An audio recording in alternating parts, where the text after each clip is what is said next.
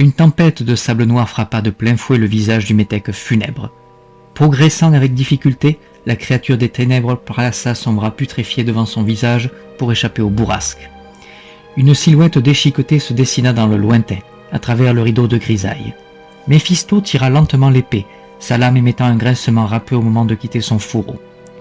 Le mystérieux visiteur se dévoila enfin complètement. D'allure cabossée, le corps décharné et affreusement lacéré présentait les stigmates d'une maladie ayant pris possession de son corps depuis bien longtemps. Le démon se nommait Enaliar, un rejeton d'Odin et dernier membre d'une lignée maudite. Observant avec crainte son maître, il ploya respectueusement le genou.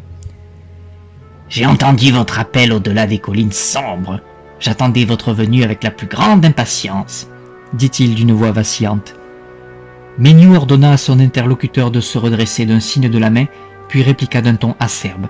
« Dispensez-vous de formules de politesse. Avez-vous préparé ce que je vous ai demandé ?» Le piètre serviteur répondit par l'affirmative. « Certes, monseigneur, tout a été organisé selon vos désirs.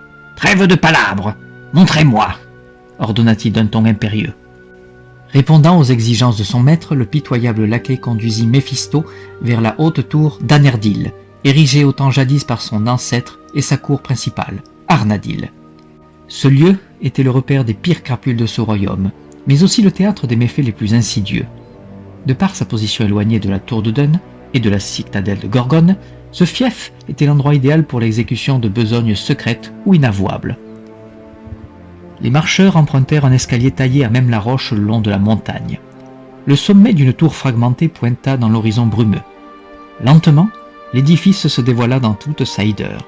Le souverain noir perçut un cri étouffé dans l'obscurité, un souffle aussi terrible que réconfortant à ses oreilles. Méniou poursuivit sa route et arriva enfin au bout de ses peines.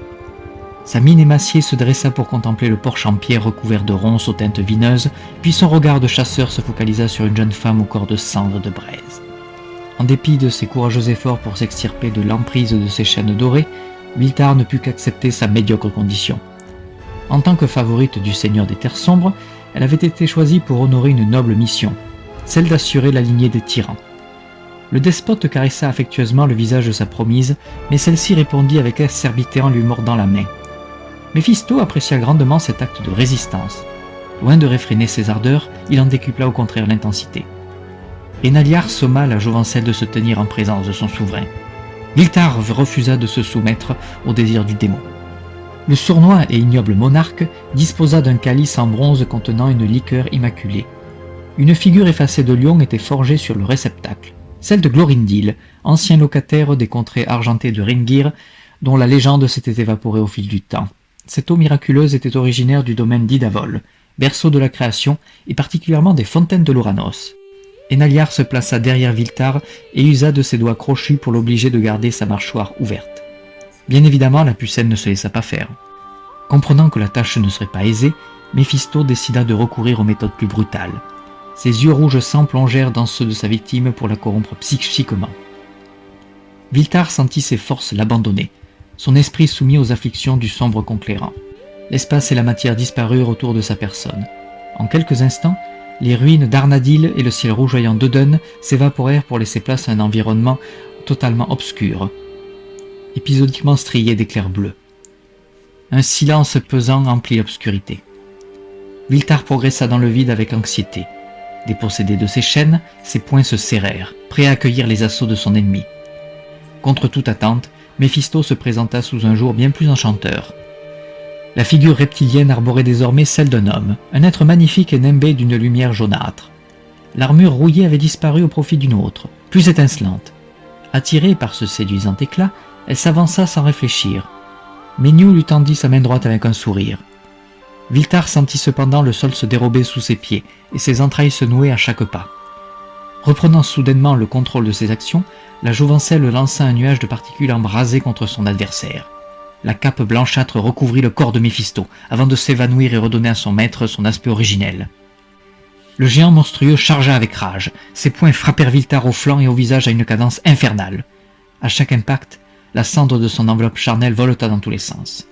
Bien que souffrant atrocement de ses attaques, elle ne se laissa pas abattre aussi aisément. Bien au contraire, la guerrière, animée par une détermination sans faille, répliqua sans ménagement. Des flammes multicolores émergèrent de ses mains déchiquetées, martelant le sauvageon de tous les côtés. Le seigneur ténébreux se débattit, mais dut reculer. Le souffle coupé, Méphisto plia le genou. Connaissant parfaitement les ruses de son prétendant, la combattante ne le relâcha jamais la pression. Un geyser enflammé frappa brutalement la chair putride de Méniou. Elle prit lentement une teinte de carbonisation. Il émit des râles de douleur, sans jamais se mouvoir ou tenter de s'échapper.